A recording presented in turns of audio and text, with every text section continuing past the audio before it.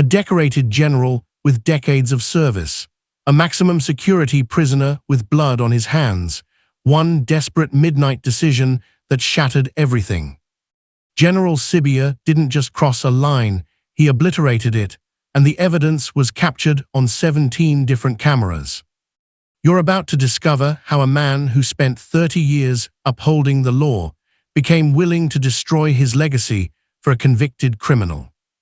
We'll expose the intricate escape plan, the money trail that couldn't be hidden, the prison staff who turned their backs on duty, and the single moment when everything came crashing down. This isn't just about one arrest, it's about a betrayal so profound it sent shockwaves through an entire nation's justice system. Before we dive deeper, ask yourself this: if someone you trusted with your life asked you to risk everything you've built, would you do it? Would loyalty override your moral compass? Keep that question in mind, because by the end of this story, you'll understand exactly how powerful and dangerous misplaced loyalty can be. The phone rang at 2:47 a.m. on a Tuesday morning that would change everything. General Cibia, half asleep in his Johannesburg home, recognized the number immediately. It was Cat Matlala, calling from inside Kagosi Mampuru II prison using a contraband phone that shouldn't have existed. The conversation lasted 9 minutes and 23 seconds, and investigators would later describe it as the beginning of one of South Africa's most audacious corruption cases. Matlala's voice was urgent, almost desperate. He needed help, and he needed it from the one person he believed could deliver him from concrete walls and razor wire. What Sibiya didn't know was that prison intelligence had already flagged unusual communication patterns from Matlala's cell block. They were listening. Every word of that conversation was being recorded, and every promise Sibiya made was being documented. The general, a man who had interrogated hundreds of suspects and knew exactly how surveillance worked, somehow convinced himself he was operating in the shadows. He wasn't. The net was already tightening. General Sibiya wasn't some corrupt bureaucrat who stumbled into a badge. He was the real thing, a decorated officer with 32 years of distinguished service. His career began in 1991 during South Africa's turbulent transition, and he rose through the ranks with a reputation for integrity that seemed unshakable. He'd led major operations against organized crime syndicates, received commendations from 3 different police commissioners, and was frequently cited as an example of what law enforcement leadership should look like. Colleagues described him as methodical, principled, and completely dedicated to the rule of law. His personnel file was nearly spotless, just 2 minor infractions in over 3 decades. He mentored younger officers, spoke at police academies, and was often photographed at community engagement events. To the public, he represented everything a general should be. But here's the uncomfortable truth that investigators would later uncover: even the most decorated officers have vulnerabilities. For Sibiya, that vulnerability was loyalty to old connections, relationships that predated his uniform and apparently ran deeper than his oath. Cat Matlala was no ordinary prisoner. Born Calvin Themba Matlala in 1978, he'd built a criminal empire that stretched across 3 provinces before his arrest in 2019. His organization controlled drug distribution networks, ran illegal mining operations, and was suspected in at least 14 murders, though prosecutors could only prove involvement in 3. Matlala earned his nickname Cat because he always seemed to land on his feet, evading prosecution for years despite being a known figure in South Africa's underworld. He was charismatic, intelligent, and dangerously well-connected. Before his conviction, Matlala had corrupted everyone from municipal officials to mid-level police officers. His influence was a cancer in the system. When he was finally convicted in 2021 on charges including murder, racketeering, and money laundering, many saw it as a rare victory against organized crime. He received a 45-year sentence without possibility of parole for 20 years. But Matlala didn't accept his fate quietly. From inside prison, he continued to operate, using smuggled phones and corrupted guards to maintain connections with his organization outside. The conviction that put Cat Matlala behind bars was the result of a 4-year investigation that cost millions and put dozens of law enforcement personnel at risk.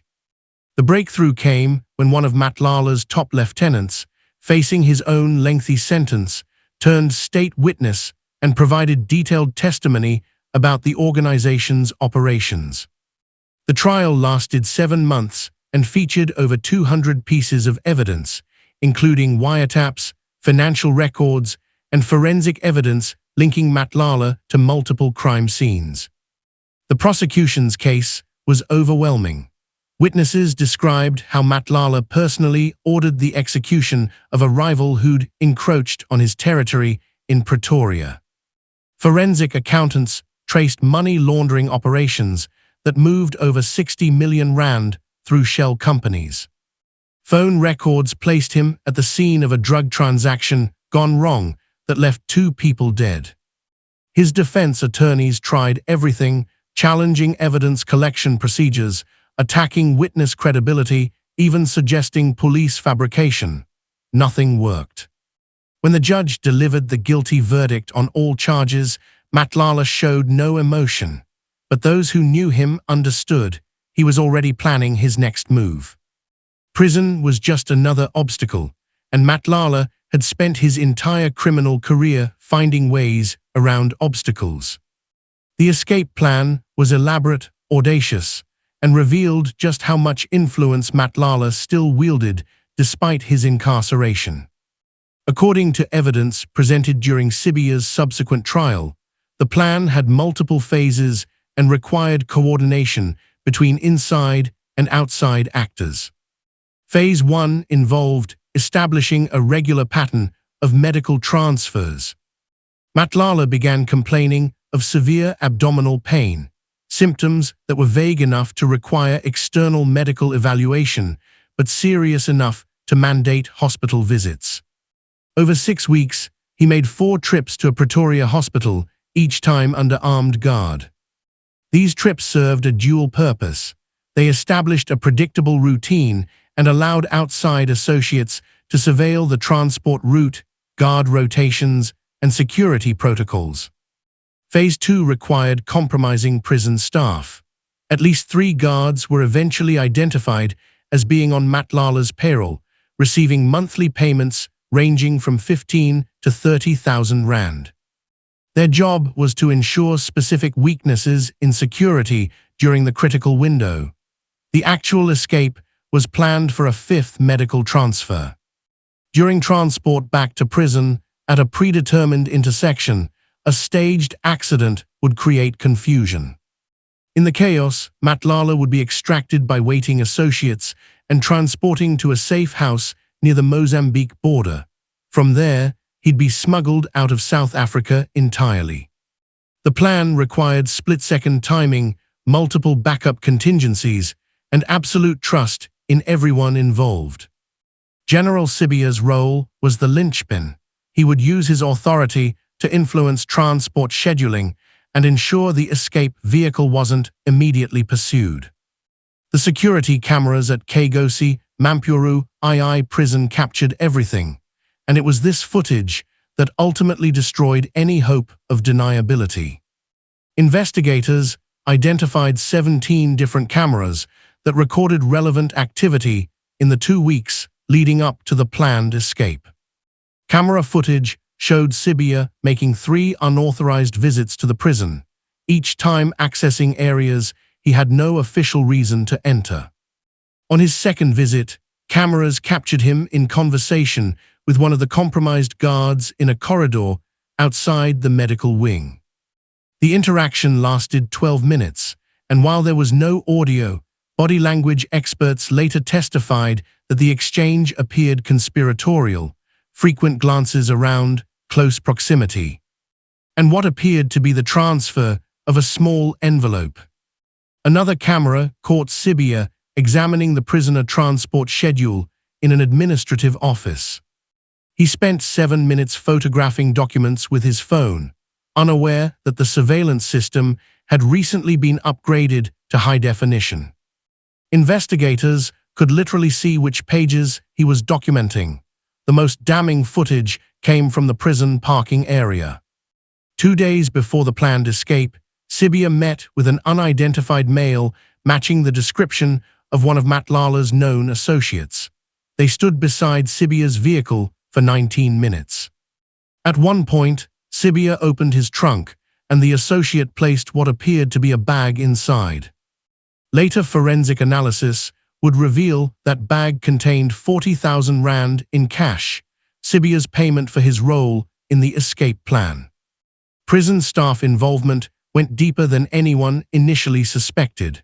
The 3 guards identified as direct accomplices were just the visible layer of corruption. The subsequent investigation revealed a network of complicity that had been growing for months. Guard Sergeant Thabo Mokena had worked at the prison for 11 years with an unremarkable record until financial troubles made him vulnerable. Matlala's organization identified him through a cousin who worked in collections for a loan company. They approached him with an offer, 50,000 rand, to look the other way during specific shifts. Mokena recruited 2 others, junior guard Lerato Dlamini and senior guard Sifo Cumulo. Dlamini was a single mother struggling with medical bills for a sick child. Cumulo had gambling debts that had spiraled out of control. Matlala's people knew exactly who to target and exactly what pressure points to exploit. Their responsibilities were specific. Mokena would ensure the medical transfer happened on the planned date.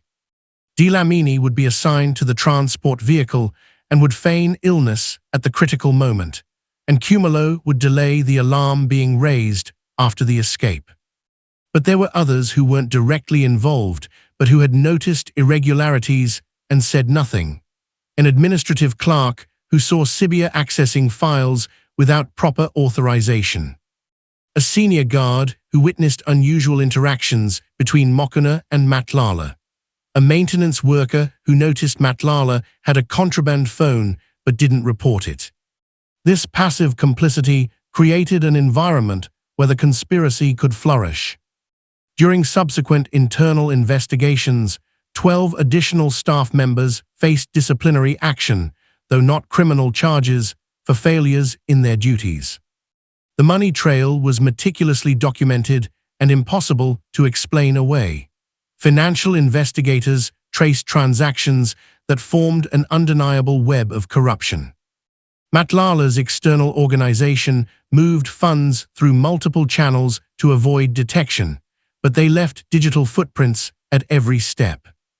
The investigation revealed that over 400,000 rand had been distributed to various participants in the escape plan. Cibia's personal bank account showed 3 deposits totaling 80,000 rand in the months leading up to the planned escape. These deposits came from what initially appeared to be a legitimate consulting company, but deeper investigation revealed it was a shell entity with no actual business operations. Registered to a known Matlala associate. Cibia claimed these were payments for legitimate security consulting work, but he couldn't produce any contracts, work product, or correspondence to support this claim. The compromised guards showed similar patterns: sudden cash deposits, large purchases that didn't align with their salaries, and in Mokena's case, the complete payoff of a 53,000 rand debt just weeks before the planned escape. Investigators also discovered a rental property agreement. Cibia had leased a house in Nelspruit under a false name just 14 kilometers from the Mozambique border. The lease began 1 week after the planned escape date. When investigators searched the property, they found supplies suggesting it was meant to house someone temporarily: new clothing still with tags, non-perishable food, toiletries, and a forged passport with Matlala's photo under a different identity. The financial evidence alone would have secured a conviction, but combined with everything else, it created an overwhelming case. The failed breakout happened on a Wednesday morning that started like any other medical transfer. Matlala complained of severe abdominal pain during breakfast, and the prison medical staff, following the established pattern, arranged for his transport to Kalafong Hospital. The transport vehicle left Kagosi, Mampuru II prison at 9:47 a.m., with Matlala shackled in the back, accompanied by 3 guards, including Lerato Dlamini, who was supposed to feign illness at the critical moment. What none of the conspirators knew was that prison intelligence, having monitored the suspicious communications and noticed Sibiya's unauthorized visits, had alerted a specialized police unit. An unmarked surveillance team was following the transport vehicle from a distance. The planned extraction point was at the intersection of Solomon Malangu Drive and Nana Sitar Street, an area with moderate traffic where a staged accident wouldn't seem unusual. At 10:23 a.m., right on schedule, a vehicle swerved in front of the prison transport, forcing it to brake hard. A second vehicle approached from behind, boxing it in. This was the moment when everything was supposed to happen: chaos, confusion, extraction. Instead, the unmarked police units descended from every direction. 8 vehicles surrounded the scene within 30 seconds. Officers in tactical gear emerged with weapons drawn. The would-be extraction team, suddenly realizing they'd driven into a trap, attempted to flee but were blocked at every exit. Inside the transport vehicle, Dlamini sat frozen, unable to execute her part of the plan. Matlala, seeing police swarm the scene, simply lowered his head. The entire operation collapsed in under 3 minutes. By 10:31 a.m., 7 people were in custody. The escape had been completely foiled, and investigators had all the evidence they needed to dismantle the entire conspiracy. At 5:43 a.m. the following morning, a tactical team arrived at General Cibia's home in an upscale Johannesburg suburb. Neighbors later described seeing multiple vehicles converge on the property just as the sun was rising. Sibiya was still in his pajamas when officers knocked on his door. According to the arrest report, he didn't resist or express surprise. One officer present during the arrest later testified that Sibiya simply nodded, as if he'd been expecting this moment. He asked for permission to change into proper clothing, a request that was granted under supervision. As he dressed, officers executed a search warrant, methodically going through every room in his house. They seized his laptop, 3 mobile phones, financial documents, and a notebook containing what appeared to be handwritten details about the escape plan, including dates, times, and coded references to the participants. In his study, investigators found a burner phone that contained text message exchanges with the same unidentified associate seen in the prison parking lot footage. The messages were cautious but clearly incriminating when viewed in context. During the drive to the police station, Sibiya exercised his right to remain silent. He didn't ask what charges he faced or attempt to explain himself. Officers noted that he stared out the window with an expression one described as resigned acceptance. By 7:15 a.m., he was formally processed and placed in a holding cell. The irony wasn't lost on anyone present.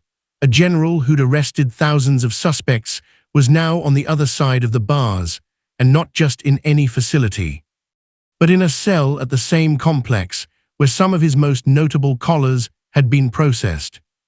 The public reaction was immediate and explosive.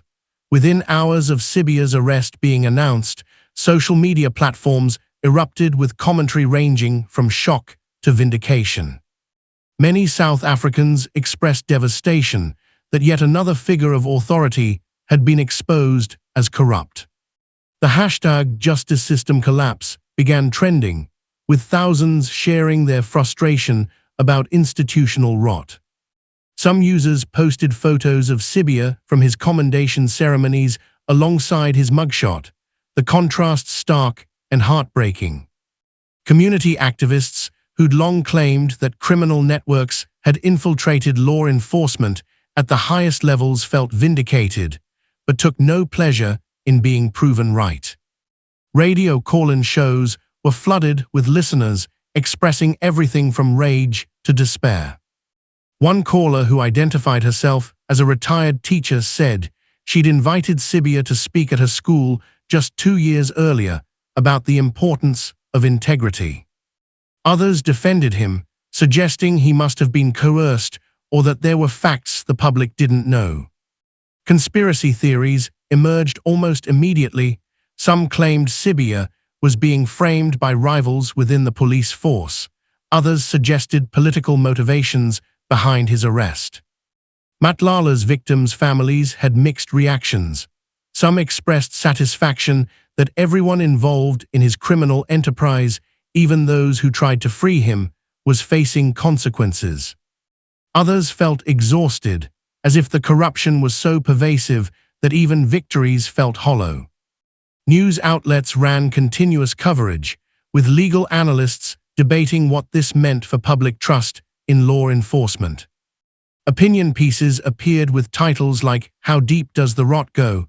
and "When the Generals Fall, Who Can We Trust?" The legal consequences Cibia faced were severe and multifaceted.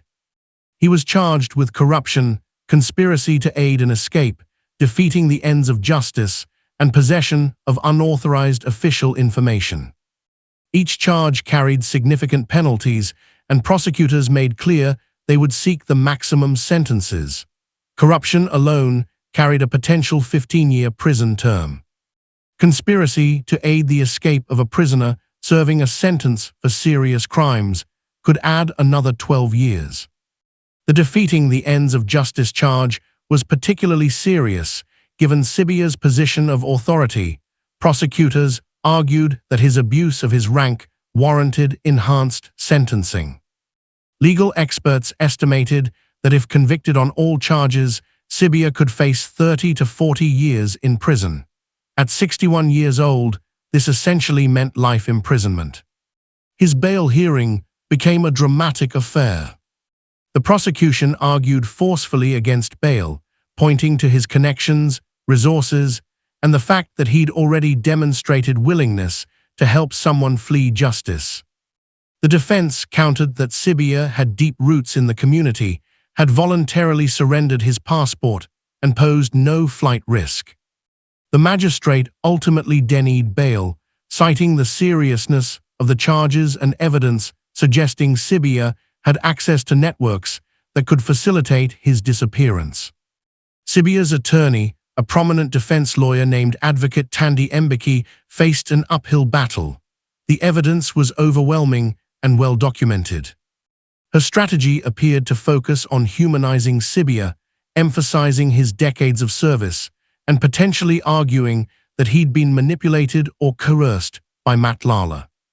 But privately, legal observers acknowledged she had very little to work with. The compromised guards faced their own serious charges. Mokona, Dlamini, and Cumulo were each charged with corruption and conspiracy. They faced 10 to 15 years if convicted.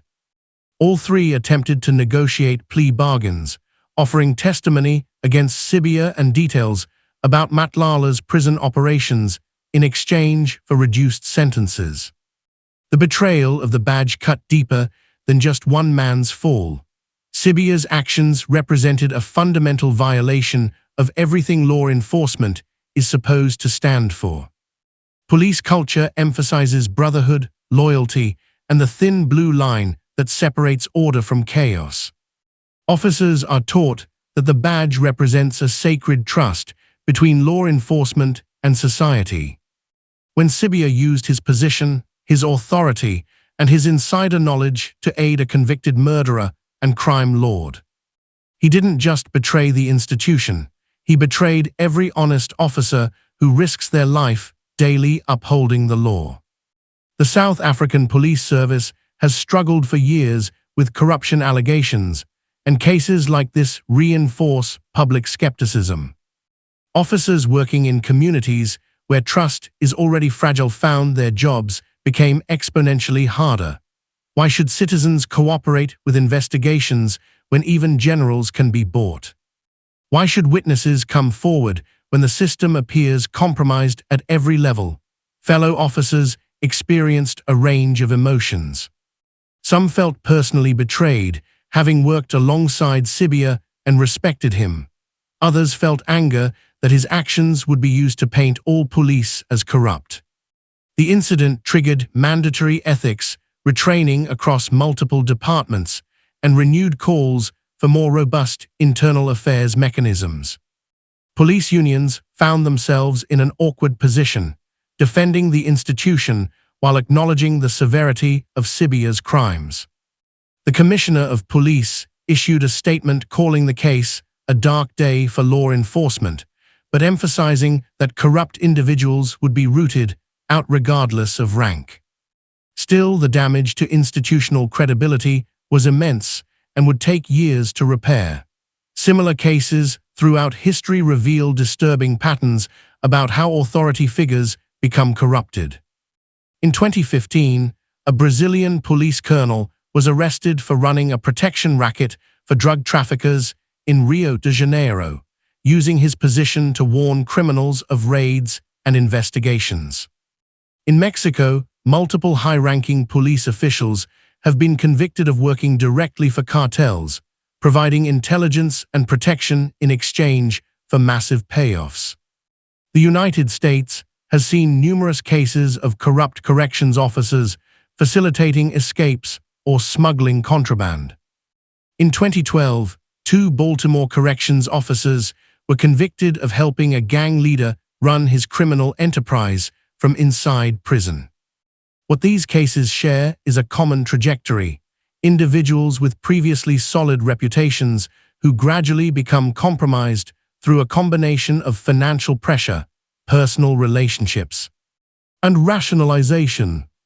Researchers who study police corruption have identified predictable warning signs: unexplained lifestyle improvements, association with known criminals, resistance to oversight, and gradual moral disengagement. Cibia's case fits this pattern almost perfectly. Investigations revealed that his financial troubles had begun about 18 months before his involvement with the escape plan. His marriage had deteriorated, leading to an expensive separation. He'd made poor investment decisions that left him vulnerable. But beyond financial motivation, there was the personal connection to Matlala. Investigators discovered that Sibiya and Matlala had grown up in the same township. They weren't close friends, but they knew each other, shared mutual acquaintances, and had a history that predated their adult roles as general and criminal. This personal connection, combined with financial pressure, created the perfect storm of vulnerability. The psychology of loyalty helps explain how someone like Cibia could make such catastrophically poor decisions. Human beings are wired for loyalty. It's an evolutionary adaptation that helped our ancestors survive by forming tight social bonds. But loyalty becomes dangerous when it overrides moral judgment and legal obligations. Psychologists describe this as moral disengagement, a process where people gradually restructure their thinking to justify actions they would normally find reprehensible. It often begins with small compromises. Maybe Sibiya initially just took a phone call from Matlala as an old acquaintance. Maybe he convinced himself he was just listening, not agreeing to anything. Each small step makes the next one easier, until suddenly you're deep in a conspiracy to free a convicted murderer. Researchers have found that people in positions of authority are sometimes more susceptible to this because they've spent careers making judgment calls and trusting their own decision-making. They develop confidence that can shade into arrogance, believing they can manage situations that are actually spiraling out of control. Cibia likely told himself he was in control, that he could help an old connection without really compromising himself. The human capacity for rationalization is extraordinary. We can convince ourselves that loyalty to a person supersedes loyalty to principles, especially when that person is skilled at manipulation. Matlala spent decades reading people, identifying their weaknesses and exploiting them. He would have known exactly how to appeal to Sibiya, perhaps framing himself as a victim of an unjust system or appealing to their shared history, or simply offering money at a moment of financial desperation. Understanding this psychology doesn't excuse Sibiya's actions, but it does help explain how good people sometimes do terrible things. The systemic failures revealed by this case extended far beyond individual corruption. How did Matlala maintain access to contraband phones despite being in a maximum security facility? How did Sibiya make multiple unauthorized prison visits without being challenged? Why weren't financial anomalies in the guards' accounts flagged earlier? The subsequent investigation exposed numerous security gaps and procedural failures. Prison communications monitoring was inconsistent and under-resourced. The phone Matlala used to contact Cibia had been smuggled in weeks earlier, and despite supposed regular cell searches, it had never been discovered. The investigation found that cell searches were often cursory, conducted by the same guards who saw prisoners daily and had developed inappropriate familiarity with them. Visitor logs were poorly maintained, allowing Sibiya to access the facility without proper documentation of his purpose. Background checks on prison staff hadn't been updated in years, meaning financial distress or other vulnerability factors weren't being monitored. The physical security infrastructure was outdated. Many cameras were positioned poorly or had blind spots that experienced criminals like Matlala could exploit. Transport protocols for high-risk prisoners lacked adequate unpredictability. The routes, timing, and procedures had become routine, making them easier to study and compromise. After the case broke, the Department of Correctional Services announced a comprehensive security review. Recommendations included regular phone jamming technology deployment, biometric access controls for prison facilities, mandatory rotation of guards working with high-profile inmates, enhanced financial monitoring of corrections staff, and unpredictable scheduling for prisoner transports. But implementation of these recommendations requires funding, political will, and cultural change within institutions resistant to reform. The ongoing investigation continues to unfold, with new developments emerging regularly. 3 months after Sibiya's arrest, investigators identified 2 additional conspirators, a logistics coordinator who had arranged safe houses along the escape route, and a document forger who had created false identification documents for Matlala. Both were arrested and charged. The investigation also expanded to examine whether other inmates had received similar assistance from corrupted officials. Forensic analysis of prison communication records revealed that Matlala had been in contact with at least 7 other individuals outside the prison who appeared to be coordinating various aspects of his continued criminal operations. Some of these communications referenced other prisoners, raising concerns about a broader network of corruption. Investigators interviewed over 200 witnesses, including current and former prison staff, inmates, Matlala's known associates, and Sibiya's colleagues. Several officers came forward with information about other suspicious activities they'd observed, but hadn't reported out of fear or uncertainty. The prosecutorial team, led by senior state advocate Nomvula Kagaya, prepared what observers described as an airtight case. The trial date was set for 8 months after the arrest, giving both sides time to prepare. Legal analysts predicted the trial would last at least 6 weeks, given the volume of evidence and number of witnesses. Meanwhile, internal disciplinary proceedings within the police service moved forward separately. even before his criminal trial concluded. Sibiya faced departmental charges that would likely result in dismissal from service and loss of his pension, a significant financial blow on top of everything else. The 12 staff members who faced disciplinary action for passive complicity were suspended pending hearings. Matlala himself faced additional charges related to the escape conspiracy, though given his existing sentence, the practical impact was minimal. Still, prosecutors pursued the charges to send a message. The lessons for society emerging from this case are profound and uncomfortable. First, no institution is immune to corruption, regardless of how prestigious or important. The presence of uniforms, ranks, and authority doesn't guarantee integrity. Second, corruption often flourishes not because of a few bad individuals, but because of systemic weaknesses that make it possible. Matlala couldn't have operated his prison empire alone. He needed procedural gaps, under-resourced oversight, and a culture that tolerated small infractions until they became major crimes. Third, personal relationships and loyalty, while generally positive traits, can become weapons in the hands of manipulative individuals. Sibiya's connection to Matlala, which might have been innocent in a different context, became the hook that pulled him into criminality.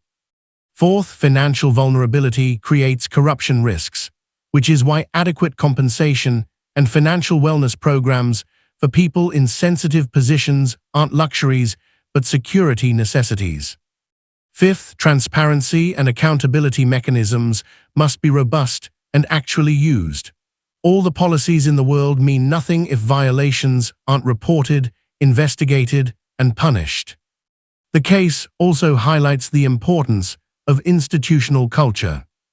Organizations must create environments where speaking up about irregularities is encouraged and protected, where oversight is viewed as helpful rather than threatening, and where ethical conduct is genuinely valued over loyalty or convenience.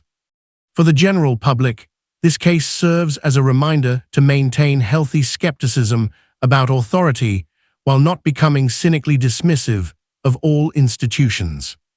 The justice system worked in this instance. Intelligence officers noticed the irregularities, investigators built a strong case, and the conspiracy was stopped. That's the system functioning as designed, but it only worked because dedicated professionals did their jobs with integrity despite the corruption around them. We've journeyed through one of the most significant corruption cases in recent South African history, from that midnight phone call to the failed escape and dramatic arrests. We've seen how a decorated general with 32 years of service threw away his legacy for loyalty to a criminal from his past. We've examined the intricate escape plan, the network of corrupted guards, the undeniable evidence captured on cameras and in financial records. We've explored the public outrage, the legal consequences, and the broader implications for trust in institutions. Most importantly, we've confronted uncomfortable truths about how corruption takes root, not usually through cartoon villains, but through ordinary human vulnerabilities exploited by those who have made manipulation an art form. As this case continues to develop through the courts, it will remain a reference point for discussions about institutional integrity, the psychology of corruption, and the price of misplaced loyalty. The trial will likely reveal even more details about how deeply Matlala's influence penetrated the system and whether other officials were compromised. Whatever the final outcome, the damage to public trust has already been done, and rebuilding it will require more than just punishing the guilty. It will require systemic reform, cultural change, and sustained commitment to accountability at every level.